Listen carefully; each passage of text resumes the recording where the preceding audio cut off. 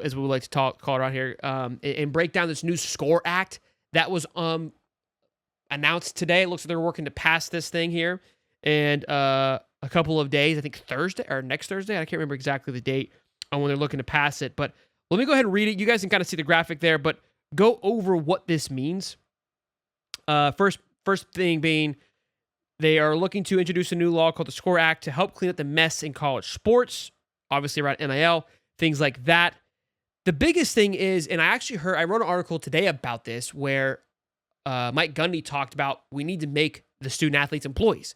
And I was like, I understand that idea because right now they're like 1099 contractors, right? Where they can ask for the highest bidder. There's no foundation. If they looked at him as an employee, it's like, hey, here's what the school is going to be paying you. You are locked in. You as an employee, like if you're going to go out elsewhere, you can't be collecting funds from somebody else. You work for the University of Florida. You have to abide by these rules. But this bill would actually make sure they would get no employee status and players would be students, not employees, meaning no unionization or getting employee benefits. So look, I think either way is fine as long as there's structure. So the government is essentially stepping in because the NCAA won't do their job. Brett Gruther, the Republican Kentucky representative, and Gus Blockers, I believe, the Republican representative from Florida, are leading the charge in this. The NIL agents will be regulated as another part of this. Also, NIL deals must have real business purposes. No more just handing players money for nothing.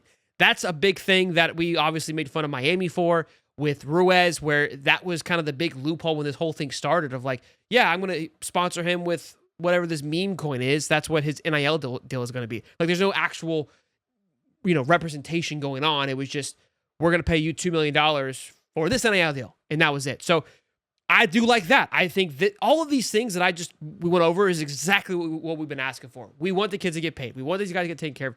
That is the problem. We just want this thing to be organized so coaches can plan, right? So we can focus on what's important. Playing football, coaching right, recruiting, developing. The money's going to get itself handled, right? Let's make this thing an even playing field so we can rock. The other big thing is this law would override state NIL laws.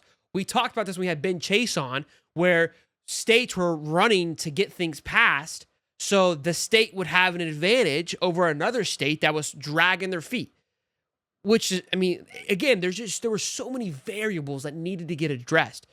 This would eliminate that as well too, which I love, and you see this creates a national standard. Right now, it's 50 states, 50 different rules, which would be exhausting. How do you manage that? Imagine trying to be in NCAA saying, "Oh, you can't do that." It's like, no, I'm sorry, I live in Idaho, so it's cool here. Okay, never mind. And you go to you couldn't do it. You couldn't do it. We've heard about the transparency disclosure where they have to report everything they get. We've heard about that new app that was rolled out. Ben Chase spoke to that about that as well, which I love that. And again, a big part of this, protection for athletes from bad deals. This doesn't get talked about enough. We hear about all the crazy deals. We hear about all the $5.1 million deals. But think about the kid from FSU, right, who kind of was lied to that went to Arkansas. I can't remember the exact story, but there's a lot of bad, ugly stories out there because of the bad agents that are working, because it is Wild Wild West. There's the middleman's taking advantage of so many players, so many probably organizations, and there's no repercussion for it because of how things are laid out. In a way, the Jane Rosada situation was very ugly. Somebody said this, somebody tried to do that, someone tried to renegotiate this kind of contract, and at the end, the kid's the one that gets burned, right?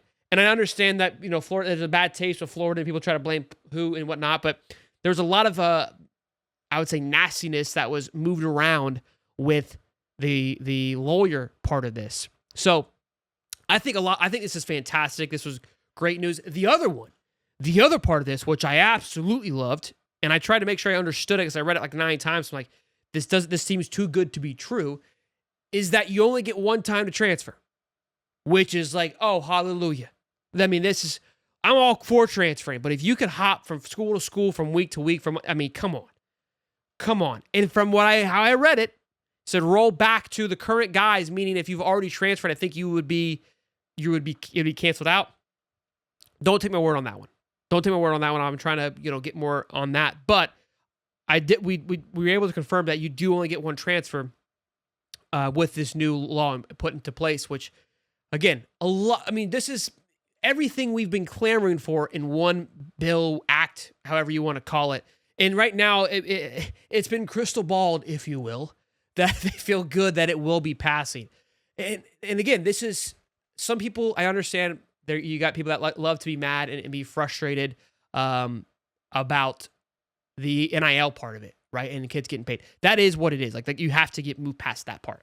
That part's never frustrated me. The part that's frustrated me is just the inconsistency of it, and it just becoming a major pay to play. Like it's very Dodger-esque and Yankees-like, which I hate. Like that part ruins the game, in my opinion. I think you need to build through recruiting in a natural, organic way, and then if you're able to, moneyball certain situations, you can go after certain guys and do those things. Like that's what makes it fun. You get a playing field, you get rules in place. Imagine playing Monopoly with no rules in place. It would suck.